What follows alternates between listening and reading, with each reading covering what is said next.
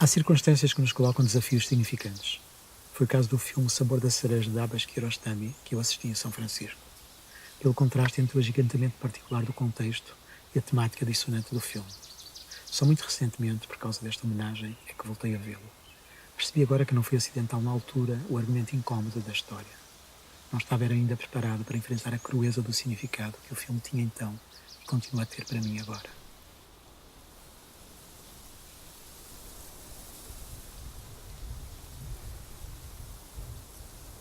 Kiarostami é um dos realizadores que faz parte desse meu campo expandido de interligações e afinidades. Vi os primeiros filmes dele no Rio de Janeiro, quando começava a descobrir-me ao descobrir o cinema.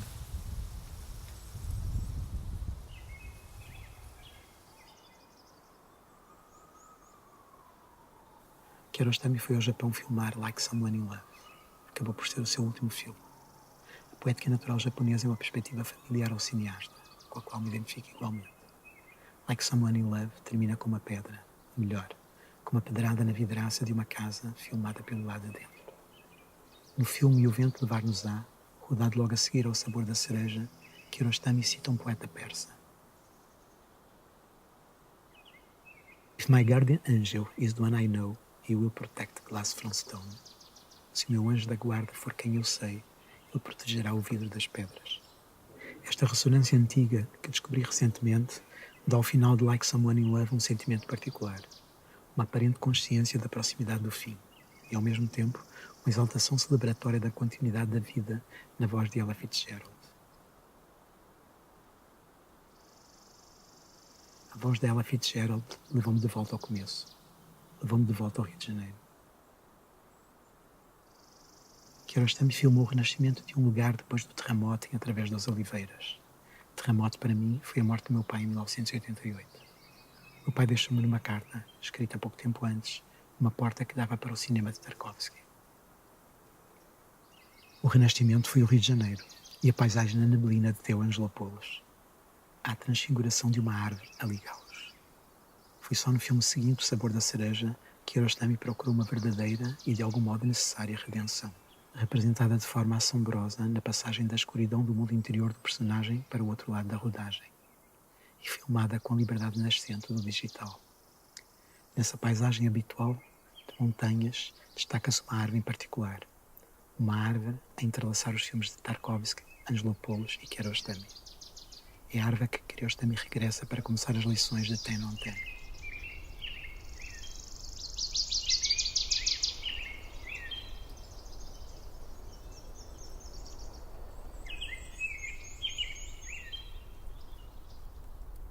Na base das montanhas invisíveis dos Jardins dos Mesquinhos há muitas árvores com histórias. Algumas foram plantadas por mim.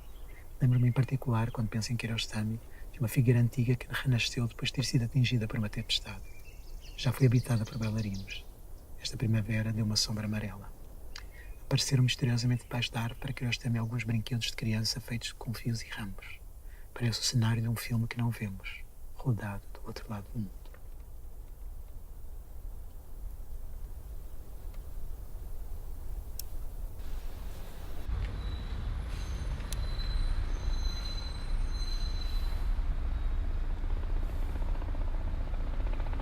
Patinar é um exercício mental muito bom e implica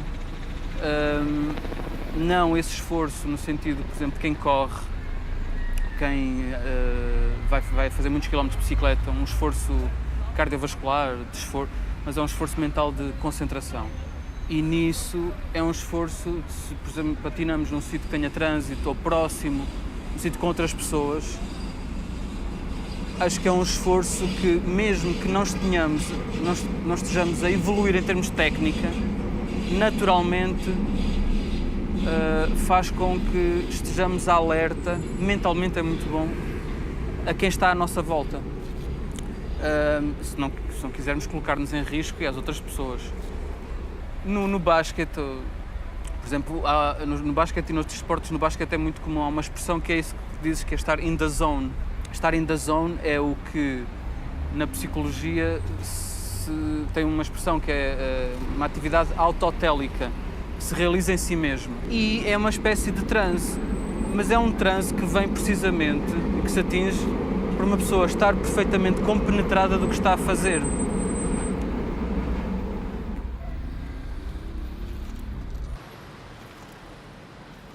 Aquilo que o Kiarostami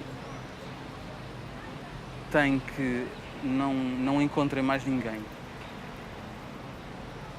é permitir-me olhar para as coisas com cinema, e só estou a falar também do bom cinema. Eu geralmente sinto que sou conduzido. Tudo aquilo que um realizador usa, que faz parte da sua concepção, a banda sonora, o trabalho dos atores, tudo o que é a imagem, desde que se apaga a luz até que eu me levanto, eu sinto que não me permite realmente olhar, porque nem eu sei o que é que se passa a nível emotivo, a todos os níveis. Com o Kiarostami é como se aquilo que ele próprio já fez, de novo esteja a acontecer comigo. Em filmes como o 10 ou como o Shirin, é como se eu próprio estivesse a fazer o que ele fez, que é olhar para as pessoas. E eu não sinto isso com a maior parte do cinema. E eu também gosto de outro tipo de cinema. É isso que... E que às vezes nem o cinema documental dá. É eu sentir que posso olhar para as pessoas, sossegado. E para isso é preciso as pessoas encherem o ecrã de uma maneira em que eu possa olhar para onde quero. E às vezes uma cena clássica de cinema é tão intensa, está tão bem feita, que o meu olhar não vai para onde eu quero, mas para onde o realizador decidiu. Com o Kiarostami, dá a ideia que ele deixa que as coisas aconteçam à sua frente. E não é porque seja experimental ou porque seja um amador. Não sei muito bem, mas talvez porque queira mesmo deixar entrar a vida pelos seus filmes adentro. Penso que é isso que depois eu posso também experimentar.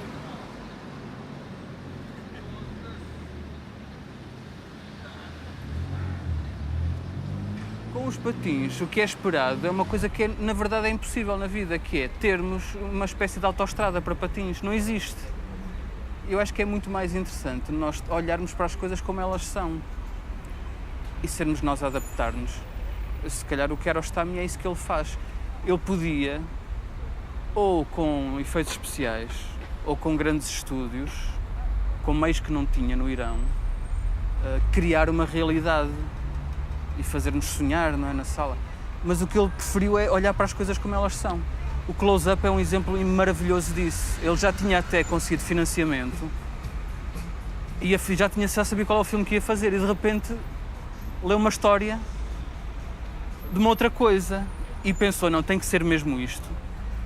E se calhar ainda, depois de já ter decidido o que é que ia fazer, durante a realização do que ia fazer, ainda percebeu que a pessoa ainda era mais interessante do que ele pensou. E isso é muito mais interessante. Com o skate, por exemplo, o skate nunca acaba. Alguém que é um skater é sempre skater, porque está com a prancha, tira, põe outra vez, e aquilo é instantâneo. Mesmo a bicicleta entra-se e sai. Se os patins não. É como se fosse um disfarce, não é? Como o super-homem tem que entrar na cabine, só que ele é instantâneo, e o meu disfarce não é instantâneo. Eu agora vou pôr o meu disfarce e demora 5 minutos. E agora sou um patinador. E agora vou tirar o meu disfarce e demoro 5 minutos a tirar. É um disfarce lento a pôr e a tirar. Mas quando tiro, já não sou patinador. Não? E demora o tempo suficiente para que o meu estado mental mude, e às vezes é nesse instante que acabo por levar alguma coisa para casa, e é isso que me fica da experiência de patinar. Além de que muda a locomoção completamente. Patinar não tem nada a ver com andar, mas esses momentos acabam por ser determinantes porque é no início e no fim. Ao contrário de andar de skate, que está sempre a entrar e a sair por em cima da prancha e a sair de novo. São esses dois momentos que pontuam a experiência de patinar.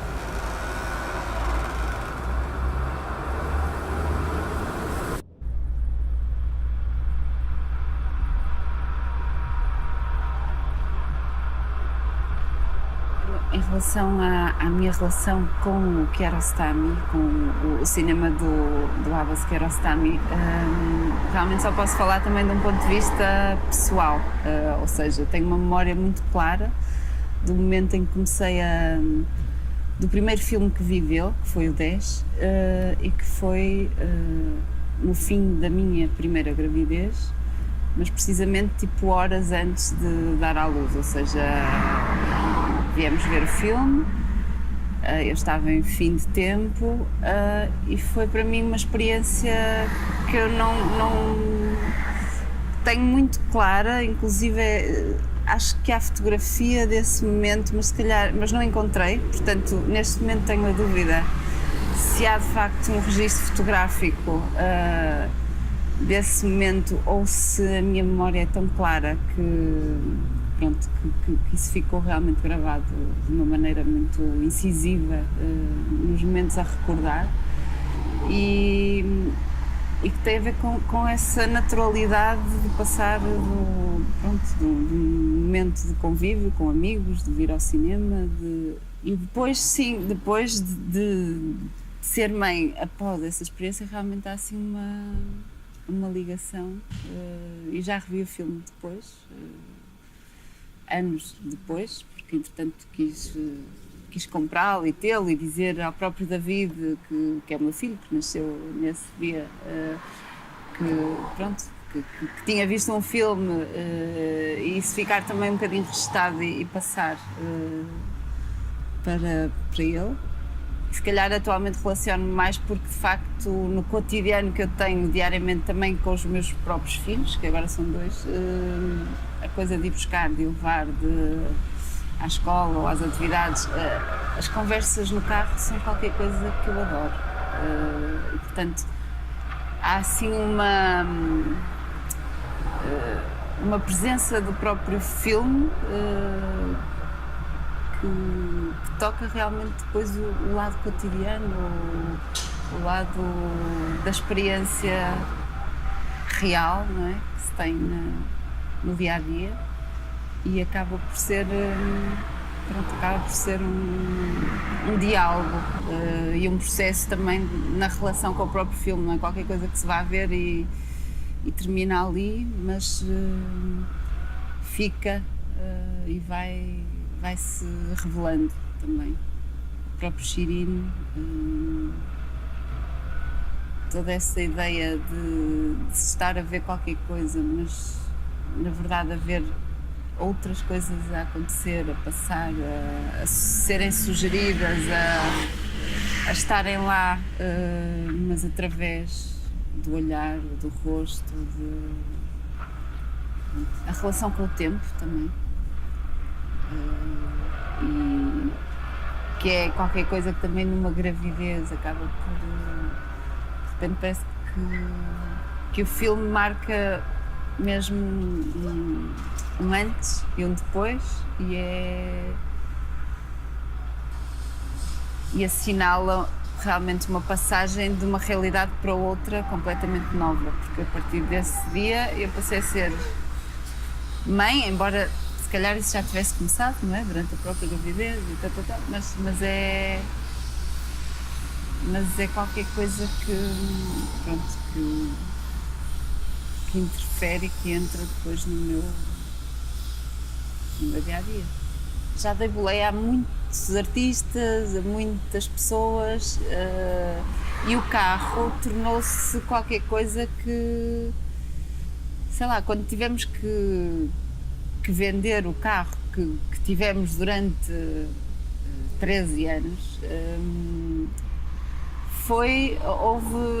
voltei ao filme porque de repente comecei a pensar em todas as pessoas a quem tinha dado boleia, com quem tinha estabelecido ali uma conversa e de repente pronto, há uma aproximação e é uma escala humana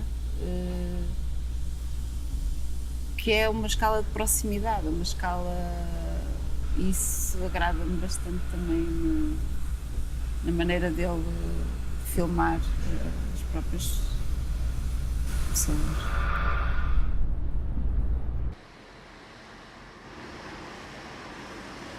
Eu acho que teria uns 7 ou 8 anos quando fui a primeira vez a uma sala de cinema.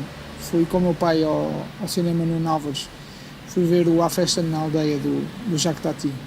Bom, e desde aí 3 coisas não me saíram mais do imaginário. O Tati, cujos filmes fui vendo ao longo da minha vida, o cinema em si, não é? E o próprio cinema no Návares, que para mal dos meus pecados hoje está encerrado, e eu vivo muito perto da sala, então sempre que por lá passo fico sempre um bocado melancólico.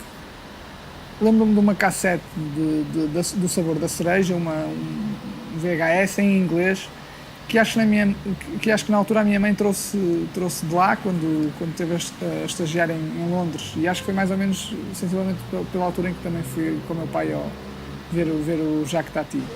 A VHS inglês existe, de facto, mas não é do Kiarostami, é do Tarkovsky e do Nostalgia. E na verdade eu tenho uma cassete VHS do Kiarostami, mas é uma versão portuguesa, uma coleção da Atalanta, do Sabor da Cereja, isso é certo, e também do Vento Levar-nos-á. Na altura tenho bem esta sensação, mais do que essa memória, lembro-me que essa cassete foi um elemento assim muito excêntrico no meu mundo, desde logo pela origem para a qual apontava, o Irão, que era assim um país que para um miúdo como eu não fazia ideia de onde é que era e portanto era assim um elemento extravagante, mas sempre tive também esta sensação ao mesmo tempo de que se os meus pais de alguma forma tinham aquela cassete em casa, se aquilo existia é porque existia também um outro cinema, aquele a que eu não estava habituado em criança, que alguém via, os meus pais viam e que eventualmente eu viria a ver mais tarde. Uma segunda recordação que tenho do Kiarostami é novamente familiar e é muito querida.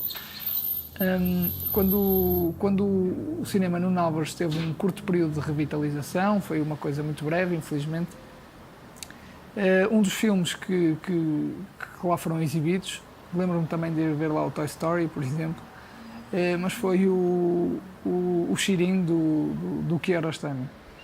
E na altura o filme estreou cá e o meu pai tinha ido ver o filme, só durante o tempo em que ele esteve cá, em sala, o meu pai foi ver o filme 5 vezes.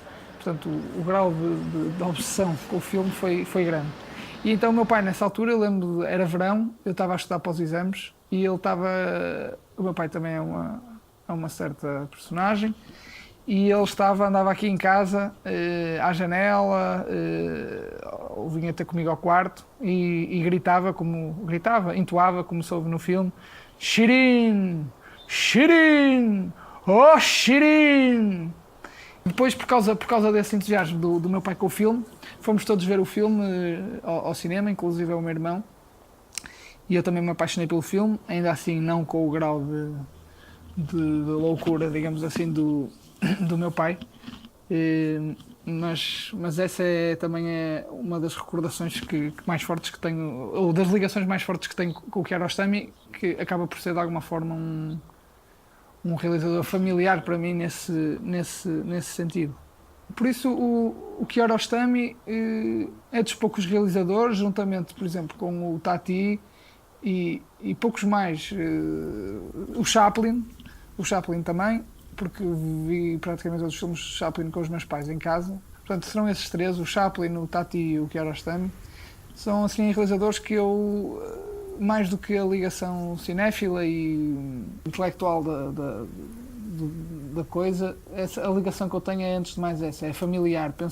Penso nos filmes dele e penso um pouco nos meus pais, e acho que isso, de alguma forma, quase de forma insondável, acaba por refletir um bocadinho o cinema do Kiarostami, a delicadeza e a sensibilidade das suas personagens e das ligações que se estabelecem entre elas.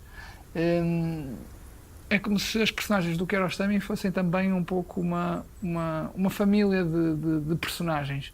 E, nesse sentido, a minha família e a família das personagens dele é assim uma ideia que me diz alguma coisa.